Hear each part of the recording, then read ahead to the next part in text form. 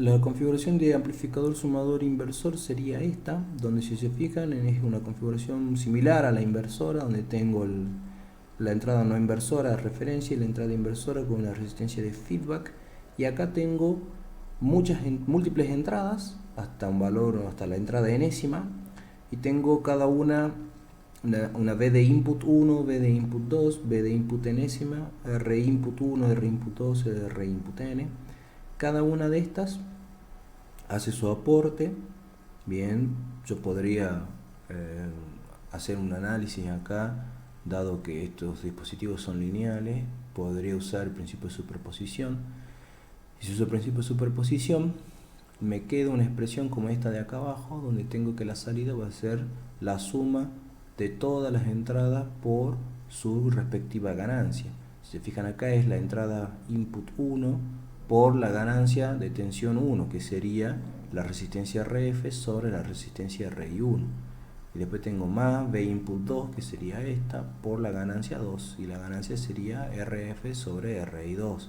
Y así puedo ir agregando todas las entradas, y si se fijan esto es una suma que, bueno, habrá que ver, ¿no? Porque las ganancias serían negativas, pero sigue siendo una adhesión de términos, digamos. Esta es la forma que encontraría la salida en este caso.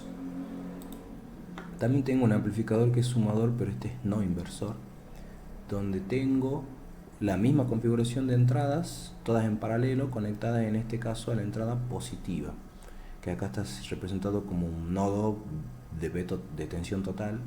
Bien, y la configuración que sigue es la configuración no inversora, donde tengo la entrada inversora conectada con una resistencia de entrada y una resistencia de feedback que está conectada a la salida. La forma de trabajar con este circuito es, primero que nada, observando que la tensión de salida va a ser la tensión esa en el punto T por 1 más RF sobre RI, que sería la tensión ordinaria de un amplificador no inversor. Lo que tendremos que hacer es trabajar sobre esto y por principio de superposición trabajar con una fuente, o sea con una entrada.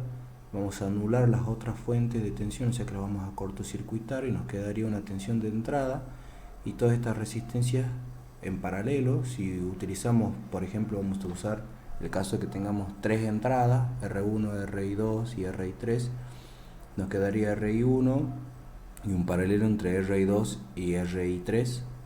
Eso habría que resolverlo, bien, y nos quedaría, por ejemplo, BT, pero en el caso 1, donde estamos usando solamente la fuente 1 y cortocircuitando la fuente 2 y la fuente 3, nos quedaría B1 y sería el paralelo, el arreglo paralelo entre R2 y R3 sobre R1 más este arreglo en paralelo, que esto, si se fijan, es un divisor de tensión, o sea, sería la tensión que caería en el arreglo en paralelo entre RI2 y RI3, que quedan conectadas a masa, y esta entrada que hace el divisor de tensión entre RI1 con el paralelo de estas dos.